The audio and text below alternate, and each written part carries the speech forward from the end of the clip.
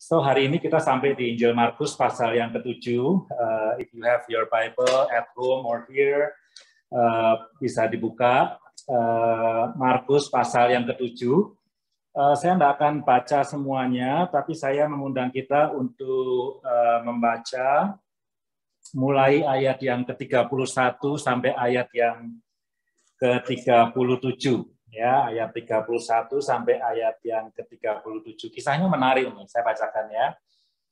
Kemudian Yesus meninggalkan pula daerah Tirus dan dengan melalui Sidon pergi ke Danau Galilea di tengah-tengah daerah Dekapolis. Ya, Dekapolis itu artinya 10 kota. Di situ orang membawa kepadanya seorang yang tuli dan yang gagap dan memohon kepadanya supaya ia meletakkan tangannya atas orang itu. Dan sesudah Yesus memisahkan dia dari orang banyak sehingga mereka sendirian, ia memasukkan jarinya ke telinga orang itu. Lalu ia meludah dan meraba lidah orang itu. Kemudian sambil menengadah ke langit, Yesus menarik nafas dan berkata kepadanya, Efata, artinya terbukalah. Maka terbukalah telinga orang itu dan seketika itu terlepas pula lah pengikat lidahnya. Lalu ia berkata-kata dengan baik. Yesus berpesan kepada orang-orang yang ada di situ supaya jangan menceritakannya kepada siapapun juga. Tetapi makin dilarangnya mereka, makin luas mereka memberitakannya. Mereka takjub dan tercengang dan berkata, ia menjadikan segala-galanya baik. Yang tuli dijadikannya mendengar, yang bisu dijadikannya berkata-kata. Nah, saudara ya, different style ya. Saudara ya, Markus 7 ini sebenarnya menarik. Menariknya apa? Diawali kalau dibaca dari ayat yang pertama gitu ya, perikop yang pertama dalam Markus yang ke-7, di sana tuh ada pertentangan antara orang-orang Farisi dengan Tuhan Yesus. Pertentangannya dimulai gara-gara murid-murid Tuhan Yesus makan tanpa mencuci tangan, tanpa membasuh tangannya. Sedangkan orang Farisi, orang Yahudi yang taat itu sebelum makan pasti dia membasuh tangannya terlebih dahulu. Ya, itu bagian dari tradisi mereka. Nah, saya tidak akan ceritakan latar belakangnya kenapa murid-murid Tuhan Yesus tidak membasuh tangannya sebelum makan. Tapi salah satu sebabnya adalah karena murid-murid Tuhan Yesus bukan dari golongan orang yang punya uang banyak. Yang ini sekedar background sosial, bukan dari golongan orang yang uangnya banyak yang bisa makan 3 kali sehari. Ya, kadang-kadang mereka berkelana, hidupnya murid-murid Tuhan Yesus kalau kita pelajari itu based on hospitality. Jadi kalau masih ingat Markus pasal yang ke-6, kalau kamu diutus berdua-berdua kan, masih ingat ya, diutus berdua-berdua, kalau ada rumah yang buka pintu, masuk ke dalam. Kalau rumahnya tidak mau buka pintu, menolak, ya sudah, kebaskan kakimu, tinggalkan rumah itu. Jadi hospitality itu menjadi basis dari kehidupan murid-murid Tuhan Yesus. Nah, kalau untuk orang-orang yang belum tentu bisa makan 3 kali sehari, barangkali kadang-kadang puasa, kadang-kadang lapar, maka untuk makan tidak mikir ya, tidak mikir, apalagi untuk cuci tangan dulu dan segala macam, tidak mikir. Mungkin kita akan bilang kok rakus sekali ya, gitu ya. Tapi kita mesti pahami mereka sebagai orang-orang yang lapar. Orang-orang Farisi berbeda, mungkin mereka bisa makan teratur 3 kali sehari, mereka bisa cuci tangan sebelum makan dan seterusnya. Tetapi intinya kalau kita lihat misalnya di Tuhan Yesus mengutip di ayat yang ke-6, jawabnya kepada mereka, orang Farisi, benarlah nubuat Yesaya tentang kamu, hai orang-orang munafik, sebab ada tertulis bangsa ini memuliakan aku dengan bibirnya, padahal hatinya jauh daripadaku. Jadi Tuhan Yesus tidak mengkritik mengenai tradisi mencuci tangan. Itu bukan poin yang dikritik, tetapi Tuhan Yesus mengkritik kemunafikan orang Farisi. Mungkin mereka mencuci tangan secara teratur, tetapi sebetulnya hatinya jauh dari Tuhan. Nah, saya akan memberikan tiga ya. Saya kalau khotbah suka memberikan 3 poin yang kita bisa pelajari. Who is this Jesus? Itu adalah tema dari seri dari Injil Markus ini ya. Yang pertama saya melihat bahwa Tuhan Yesus itu adalah Tuhan atau sosok yang sangat merindukan personal relationship dengan kita, hubungan hubungan yang intim, relasi yang intim dengan umat percaya. Jadi pada waktu itu Tuhan Yesus banyak bikin mujizat, bahkan sebelum mujizat yang kita baca tadi ada seorang ibu, kalau masih ingat, seorang perempuan dari Sirofenisia, anaknya dirasuk setan. Tuhan tidak ketemu dengan anak itu, cuma ketemu dengan ibunya. Pada waktu itu juga setan itu keluar dari tubuh anaknya. Jadi Tuhan Yesus bikin banyak sekali mujizat dalam Injil Markus. Kita sudah pelajari dari cerita-cerita yang lalu, khotbah-khotbah yang lalu, banyak mujizat yang dibuat oleh Tuhan Yesus. Nah, pada waktu itu orang banyak membawa orang yang bisu dan tuli ini dengan harapan Tuhan Yesus menumpangkan tangan, tadi yang kita baca, supaya orang ini sembuh. Nomor 1 ya yang kita lihat ya, ini orang dibawa, orangnya bisu tuli pasif gitu ya, dibawa sama orang banyak, taruh di depan Tuhan Yesus, harapannya ditumpangi tangan supaya orang itu sembuh. Kalau kita mau coba untuk mereka-reka itu menebak-nebak, apa motivasi orang banyak ini ya? Nomor 1, mungkin motivasinya memang ingin supaya orang ini sembuh, mungkin ya.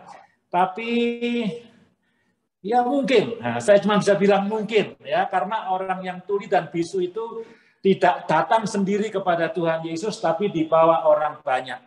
Tapi orang banyak ini juga mungkin punya motivasi ingin melihat bagaimana Tuhan Yesus itu mendemonstrasikan kesaktiannya gitu. Kehebatannya, mujizatnya. Kita kan senang kalau lihat enggak usah mujizat lah. Kalau misalnya satu hari Minggu David Copperfield ya, tahu ya David Copperfield ya, yang pinter main sulap itu datang ke gereja kita ya, entah di International Campus atau di Calgary Campus, wah bisa rame nih gerejanya, bukan cuma jemaat, mungkin orang-orang yang tidak percaya Tuhan Yesus juga datang ibadah hari Minggu karena apa? Dia ingin menyaksikan bagaimana David Copperfield itu beraksi. Jadi Yesus kemana-mana diikuti orang, sekarang dibawalah orang yang bisu dan tuli tadi, supaya orang banyak itu berkeinginan melihat, show us, gitu ya, tunjukkan kepada kami kesaktian kamu, tunjukkan kepada kami kehebatan kamu. Tapi yang menarik, Tuhan Yesus tidak melayani atau tidak entertain orang-orang itu seperti yang mereka harapkan. Yang terjadi adalah, ini dalam bahasa Indonesia bagus sekali, tapi dalam bahasa Inggris juga sama saja, Yesus memisahkan orang ini. Jadi kalau ada orang di sini, bayangkan ya, ada orang yang bisu tuli, katakanlah ada 100 atau 200 orang di sini, Yesus tidak langsung menumpangkan tangan kepada dia, tapi memisahkan dia. Jadi kalau dalam NIV itu ke private, dipakai kata private. Jadi dia berdua-duaan dengan orang yang bisu tuli itu. Jadi dipisahkan dari orang rame itu. Jadi orang rame yang kepengen menyaksikan bagaimana Tuhan berbuat mujizat gagal. Ya, keinginan mereka tidak terpenuhi. Nah, perhatikan apa yang dibuat Tuhan Yesus. Pertama, jarinya dimasukkan ke telinga orang yang bisu dan tuli. Sekarang saya nanya kepada jemaat yang di Calgary, kepada jemaat yang di International Campus. Pernah enggak naruh jarinya di telinga orang lain? Enggak pernah ya? Pernah? Oh, pernah ya. Ada yang pernah di sini ya. Enggak apa-apa ya. Telinganya siapa itu? Iya. Ya. Intinya nih nomor 1 ya. Saya pernah punya anak saya, ya kalau punya anak saya. Jadi intinya adalah apa? Apa yang dilakukan oleh Tuhan Yesus itu adalah sesuatu yang tidak umum dilakukan oleh orang yang relationship-nya itu tidak dekat. Ya, masa kita katakanlah teman, saya punya misalnya di Calgary ada Deacon, ada Ali sama Vero. Saya nggak akan naruh jari saya di telinga mereka. bisa dimarahin orang gitu ya, naruh jari di telinga mereka. Jadi sesuatu yang required yang dekat sekali, yang intim di antara orang dua itu. Nah, setelah itu lebih hebat lagi. Kan Yesus meludah. Ini beda sama yang orang buta. Kalau yang orang buta dia meludah diaduk sama tanah. Ini nggak ada peristiwa diaduk sama tanah, tapi ludahnya itu mungkin ditaruh di jarinya Tuhan Yesus, diletakkan di lidahnya orang yang bisu itu. Nah, tadi kan pernah masukkan jari di telinga orang, pernah jarinya megang lidahnya orang lain nggak? Pernah juga. ya, jadi lebih hebat lagi ya, kita tidak sembarangan menggunakan jari kita untuk megang lidahnya orang lain. Barangkali dokter bisa melakukan itu, tapi very uncommon, kecuali relasi itu dekat sekali. Jadi apa yang dilakukan Tuhan Yesus itu menunjukkan bagaimana pertama dia membawa orang ini ke tempat yang private, memisahkan dia dari keramaian, dan kemudian melakukan hal-hal yang tidak biasa dilakukan oleh orang kecuali orang itu memiliki hubungan yang intim sekali. Coba deh ya, kalau kita baca Alkitab dari ratusan orang barangkali atau puluhan orang yang pernah ngomong sama Tuhan Yesus, entah itu Maria Magdalena, entah itu Petrus, entah itu Yakobus, entah itu Yohanes, ada enggak orang yang pernah berinteraksi secara fisik dengan Tuhan Yesus sedekat dengan orang ini? Mungkin enggak ada. Ya, kalau sejauh saya membaca Alkitab loh ya, orang yang paling dekat yang sampai Yesus masukkan jari ke telinganya, sampai jari Tuhan Yesus itu menyentuh lidahnya, mungkin orang ini mengalami interaksi yang kalau bahasa cinta yang paling mesra, yang paling intim dengan Tuhan Yesus. Ya, orang-orang banyak ingin melihat Yesus mempertontonkan, menunjukkan kehebatannya. Tapi Tuhan Yesus punya keinginan yang lain. Dia ingin punya hubungan yang akrab, punya relasi yang akrab dengan satu orang ini. Barangkali, tadi saya katakan kan, barangkali kemungkinannya orang banyak itu bukan ingin menonton Tuhan Yesus mendemonstrasikan mujizat. Barangkali orang banyak itu memang betul-betul ingin supaya orang itu sembuh. Tapi perhatikan, bukan Tuhan tidak mau menyembuhkan orang itu, tapi Tuhan ingin punya relasi yang intim, relasi yang dekat dengan orang itu. Ya, maka itu saya tidak pernah capek-capeknya gitu ya, tidak pernah capek-capeknya mendorong jemaat Calgary tahu dengan cara mengirim devotion setiap pagi. Tujuannya apa? Supaya kita tetap bersekutu dengan Tuhan. Kenapa kita punya persekutuan doa hari Kamis? Ya, meskipun belum semua jemaat berpartisipasi, tapi ingin mengatakan bahwa ayo kita berdoa kepada Tuhan. Kita punya relasi yang pribadi dengan Tuhan. Ya, saya ingin mengatakan ya, orang yang berdoa berjam-jam juga barangkali belum tentu punya relasi yang intim dengan Tuhan. Karena intinya bukan pada aktivitas doanya, intinya bukan pada aktivitas membaca Alkitabnya atau merenungkan atau saat teduh, intinya adalah membangun relasi yang pribadi dengan Tuhan Yesus. Nah, caranya bisa melalui doa, caranya bisa melalui ibadah di gereja, caranya bisa melalui membaca Alkitab dan seterusnya dan seterusnya. Tetapi the personal relationship itu yang paling penting. Beberapa waktu yang lalu kita Bible study, diingatkan, saya pernah share ayat dari Yohanes 15, ya, kamu adalah carang-carang, masih ingat? Aku adalah pokok anggur. Ya, kalau misalnya tanpa aku kamu tidak bisa berbuat apa-apa. Ya, karena apa? Kamu tidak akan bisa berbuah tanpa pokok anggurnya. Dan kalau tidak berbuah akan dipotong dan dibuang. Kalau berbuah akan dipruning supaya berbuah lebih lebat lagi. Ya, artinya apa? Perlu ada personal relationship, relasi pribadi yang hidup antara orang percaya dengan Tuhan. Ya, itu yang pertama. Yang kedua, you know what? Cerita ini ada satu kata yang dipakai oleh Tuhan Yesus, kata yang bukan bahasa Yunani, yaitu ephata. Masih ingat tadi kita baca ya, Efata, artinya terbukalah. Waktu saya baca ayat ini, tadi saya pikir saya mau khotbah cuma dari satu kata ini. Dari satu kata Efata aja kita bisa khotbah macam-macam gitu ya. Nah, Efata itu adalah terbukalah. Tuhan Yesus di mujizat yang lain pernah juga mengatakan kata talitakum. Nah, masih ingat ya, talitakum ya, bangunlah gitu ya. Ini Efata, terbukalah. By nature, gitu ya, by nature, kalau kita mau bicara soal who is this Jesus, tadi nomor satu dia merindukan personal relationship dengan kita. Yang kedua, Tuhan Yesus itu adalah pembebas. Ya, maka itu salah satu topik khotbah yang penting adalah atau yang populer adalah kemerdekaan dalam Kristus. Ya, jadi Yesus datang membawa freedom, membawa kemerdekaan kepada orang-orang yang percaya kepada Dia. Merdeka dari apa? Merdeka dari dosa. Nah, perhatikan ya. Ini sepanjang Alkitab nih ya, Perjanjian Lama misalnya, tentu dimulai dengan penciptaan, tapi kemudian ingat nggak peristiwa apa? Orang Israel keluar dari Mesir, Exodus, X itu keluar ya, exit, nah, Exodus. Jadi Tuhan membebaskan orang Israel yang diperbudak, ini yang besar-besar ya, diperbudak oleh Mesir keluar. Kemudian apalagi? Pembuangan di Babilonia, kemudian Babilonia dikuasai oleh Persia.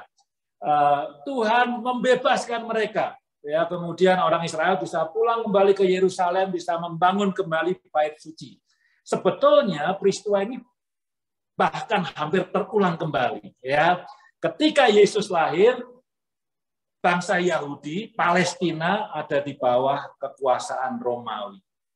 Jadi orang-orang yang hidup pada waktu itu, orang-orang Yahudi, ketika diberitahu bahwa Yesus itu adalah Mesias, di dalam otak mereka, kalau betul orang ini adalah Mesias, pembebas, maka dia akan membebaskan kita dari kekuasaan Romawi.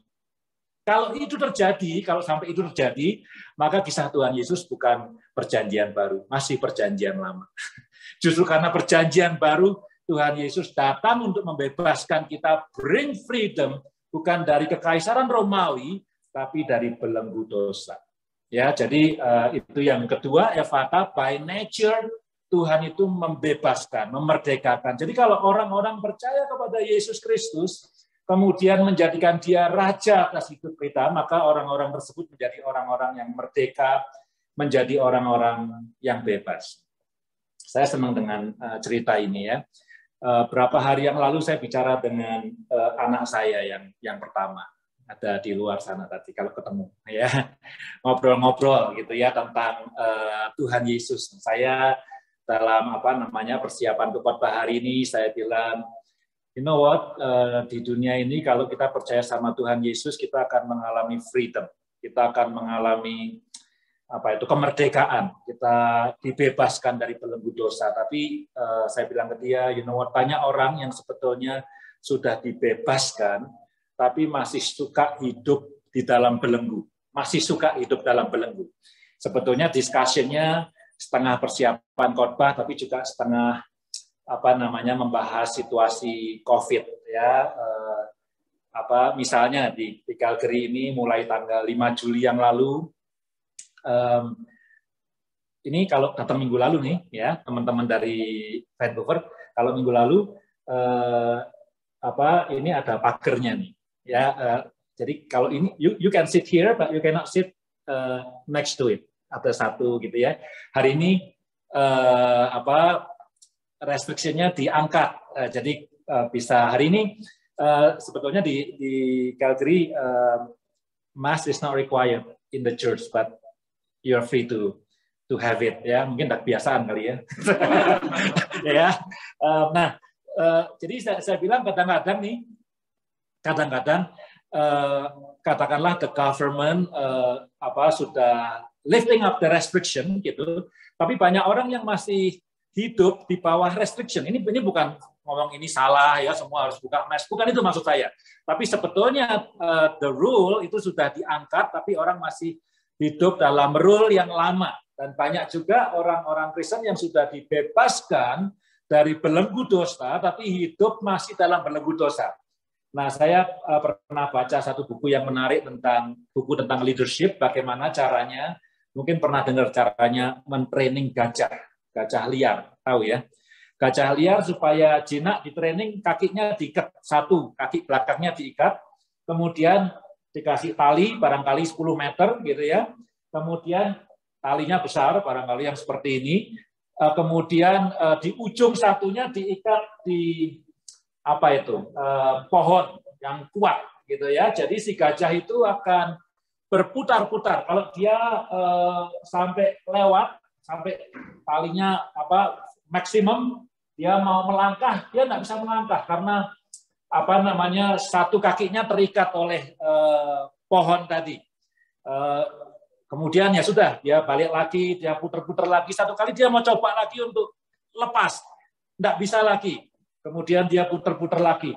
Kalau sudah 10 kali, 20 kali, 30 kali coba, dia nggak bisa, dia nggak akan coba lagi. Pada suatu kali, pemiliknya atau trenernya akan melepaskan talinya, membebaskan dia. Tapi dia nggak pernah coba lagi. Dia akan cuma putar-putar aja 10 meter situ aja.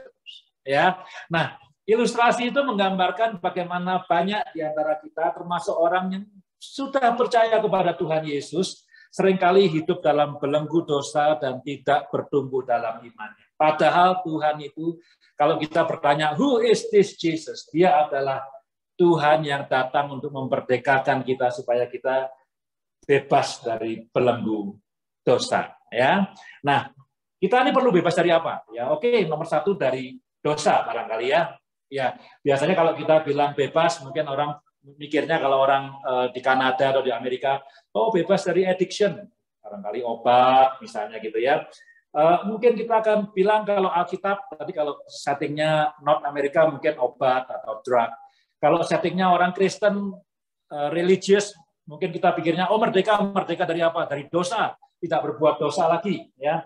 Tapi kadang-kadang kita juga perlu bebas, bukan hanya dari dosa, bukan hanya dari addiction, tapi bahkan dari karakter yang mungkin baik loh ya, yang mungkin baik tapi sebetulnya tidak berguna.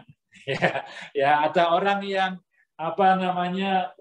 sangat bangga dengan this is my personality, ya, this is my personality, this is my strength dan seterusnya. Pertanyaannya, apakah your personality atau your strength itu fruitful dan berguna untuk konteks di mana kamu hidup dan melayani.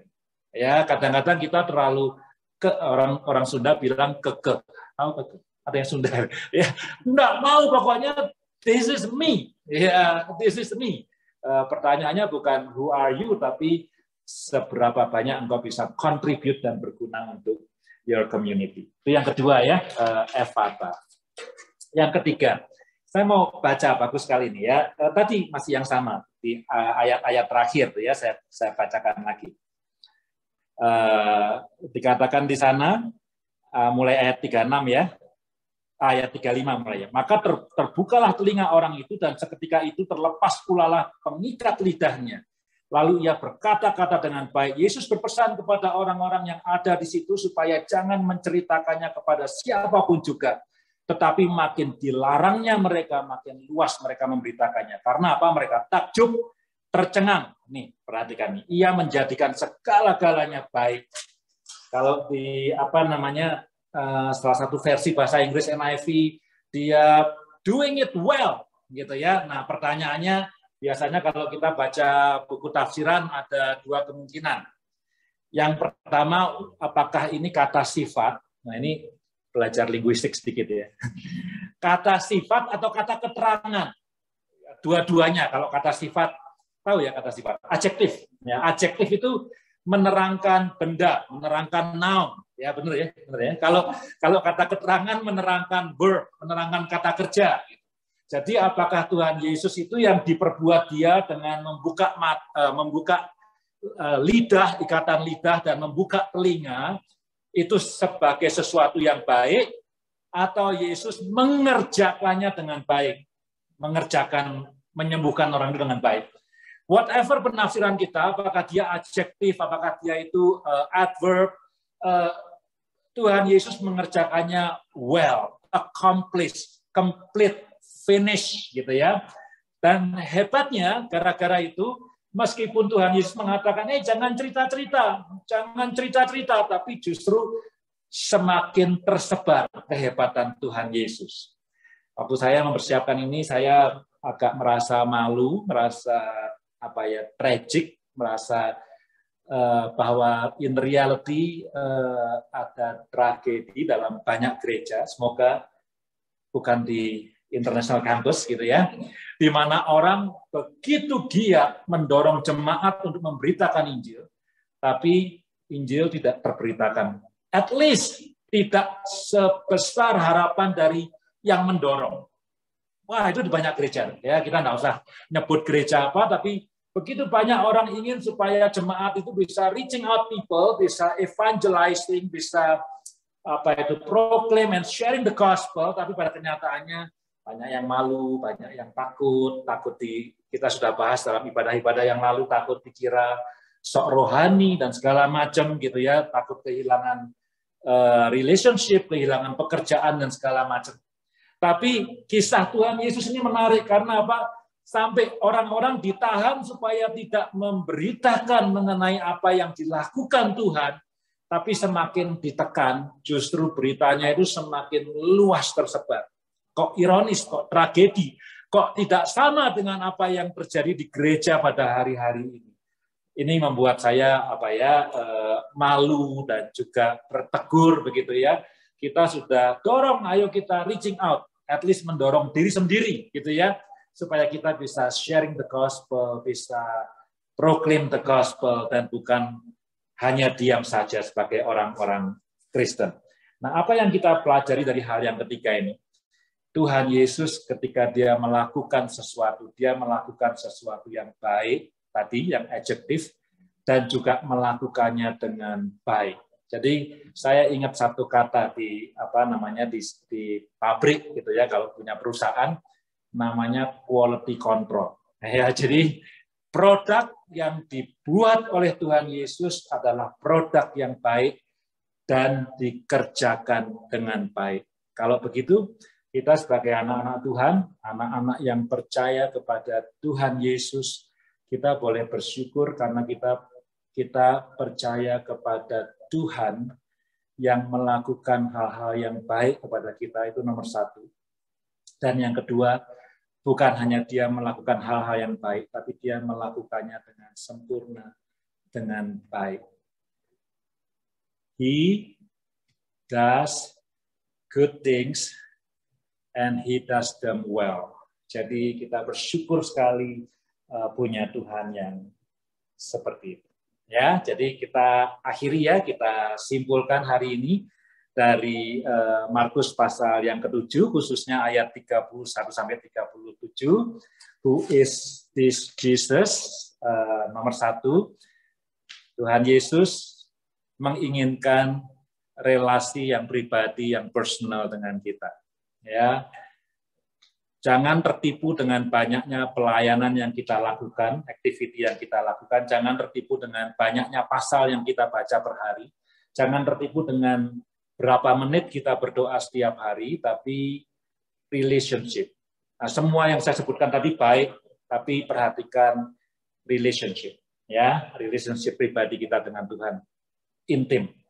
Yang kedua, who is this Jesus? Tuhan Yesus adalah Tuhan yang membebaskan. Dia datang membebaskan kita dari belenggu. Belenggu apa? Bisa belenggu dosa, bisa belenggu kebiasaan buruk, tapi juga bisa belenggu kebiasaan baik.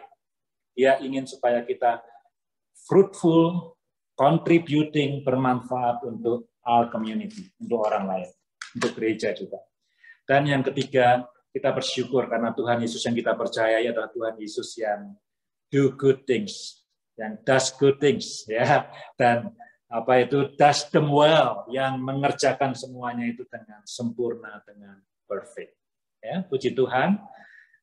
Saya mengundang kita semua untuk berdoa, meresponi firman Tuhan, juga mengakhiri ibadah pada hari ini. Ya, ayo kita berdoa. Bapak di surga, terima kasih untuk firman-Mu, tapi terutama Tuhan kami ingin mengucap syukur untuk Tuhan Yesus yang datang ke dunia ini, yang mengubah masa depan hidup kami, yang karena kematian dan kebangkitannya, kami punya pengharapan yang hidup, kami punya keselamatan di dalam Engkau Tuhan Yesus. Terima kasih Tuhan, terima kasih. Hamba berdoa untuk semua yang ikut ibadah pada sore hari ini. Untuk jemaat House for Nation Calgary, teman-teman dari International Campus Tuhan. Kami berdoa supaya kami punya relasi pribadi dengan Tuhan yang semakin intim. Kami bisa mendengar suara Tuhan, kami bisa taat pada kemauan Tuhan, pada kehendak Tuhan. Kami bisa melakukan apa yang Tuhan perintahkan, kami bisa memahami rencana Tuhan. Kami bisa menjadi alat Tuhan, bukan hidup semau gue, bukan hidup semau kami sendiri, bukan merencanakan masa depan kami sendiri, tapi ikut kehendak Tuhan, dipakai Tuhan menjadi alat Tuhan. Bapa, kami juga mau hidup bebas. Karena apa? Karena Engkau sudah datang membebaskan kami. Darah-Mu di kayu salib membebaskan kami, menebus kami dari dosa. Jangan biarkan kami hidup dalam belenggu Tuhan. Jangan kami menyia-nyiakan pengorbanan Tuhan di atas kayu salib. Kami ingin bebas dari dosa, dari hidup yang diperbudak oleh dosa, dari hidup yang diperbudak oleh kebiasaan buruk, atau bahkan hidup yang diperbudak oleh kebiasaan yang tidak bermanfaat, yang tidak contributing, yang tidak fruitful. Tolong Tuhan, kami tahu bahwa Engkau ingin supaya kami hidup dan hidup menghasilkan buah. Dan kami bersyukur Tuhan, karena Engkau adalah Tuhan yang baik. Tuhan yang melakukan hal-hal yang baik dalam hidup kami. Dan Tuhan yang mengerjakannya dengan sempurna. Terima kasih Tuhan Yesus, terima kasih. Bapa, kami berdoa untuk jemaat House for Nation di Calgary. Terima kasih untuk perlindungan Tuhan, kesehatan dari Tuhan, pemeliharaan dari Tuhan. Terima kasih Tuhan Yesus. Terima kasih. Kami juga berdoa untuk teman-teman yang traveling dari Vancouver untuk liburan ke Alberta ini Tuhan. Engkau juga berkati iman mereka, boleh bertumbuh stronger in you, boleh pulang dan bring big impact to International Campus, lebih hebat lagi untuk melayani Tuhan, dipakai Tuhan.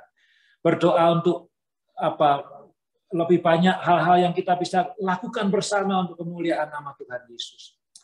Lindungi mereka on their trip, selama masih liburan, dan juga nanti kembali ke Vancouver, biar Tuhan yang melindungi dan menjaga. Terima kasih Tuhan Yesus, terima kasih. Jemaat, terimalah berkat Tuhan. Kiranya damai sejahtera dari Allah Bapa dan cinta kasih dari Yesus Kristus serta persekutuan di dalam Roh Kudus, kuasanya, penghiburan, penyertaannya boleh menyertai hidup kita dari sore hari ini sampai nanti Tuhan datang kembali. Amin. Amin. Haleluya. Haleluya. Tuhan berkati.